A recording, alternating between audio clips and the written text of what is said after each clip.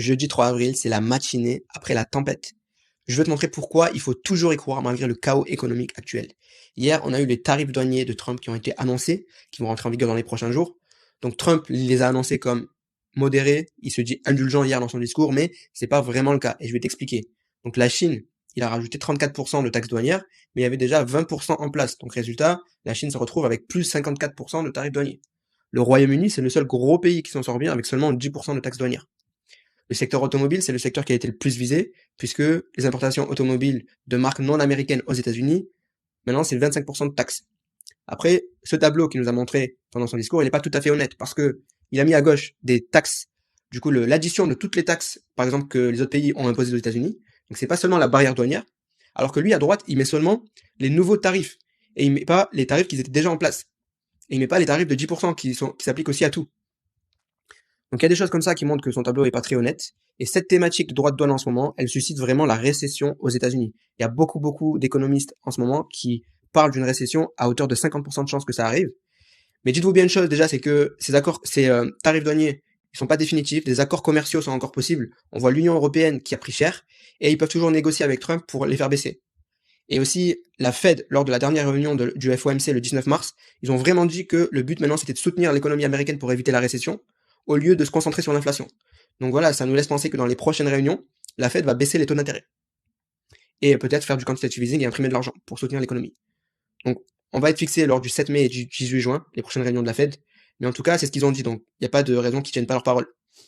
Et je te rappelle que s'ils baissent les taux d'intérêt, ça serait encore du positif pour les investissements risqués comme les cryptos. Réaction des marchés hier, moins 3% du Nasdaq, SP500 pour les actions américaines en pré-marché. Sentiment des investisseurs américains est dans l'extrême peur. 62% des investisseurs sont vendeurs selon la AAI Investor Survey qui est sortie hier après les annonces. C'est un niveau plus bas qui n'a pas été atteint depuis la crise financière. 6 semaines consécutives du marché dominé par les vendeurs. Et pourtant, Bitcoin encaisse le choc. Il est toujours à 83 600 $ à l'heure où je fais cette vidéo ce matin. Il aurait pu prendre moins de 10% après les annonces hier. Donc on repasse dans l'extrême peur sur l'indice de la peur des cryptos à 25 ce matin, et j'ai quand même envie de dire que les moments de disbelief où vraiment plus personne n'y croit, c'est souvent dans ces moments où on a eu des retournements en crypto qui nous ont surpris, comme en octobre 2024 d'ailleurs. Donc ce que j'ai envie de te dire quand même pour finir cette vidéo, un petit message psychologique pour par exemple les gens qui sont rentrés en décembre ou en janvier sur les cryptos. Tu traverses tes pires moments en ce moment parce que ton point d'entrée est haut, mais si tu dézoomes déjà, je pense que tes points d'entrée seront plus très hauts d'ici quelques temps. Et ce qu'il faut vraiment que tu saches, c'est que les cryptos, c'est une classe d'actifs qui souffre beaucoup pendant les périodes économiques incertaines, simplement dû à leur petite taille en termes de capitalisation. Mais au contraire, quand l'économie se porte bien, ou mieux en tout cas, cette classe d'actifs, les cryptos, c'est la classe d'actifs qui performe le plus.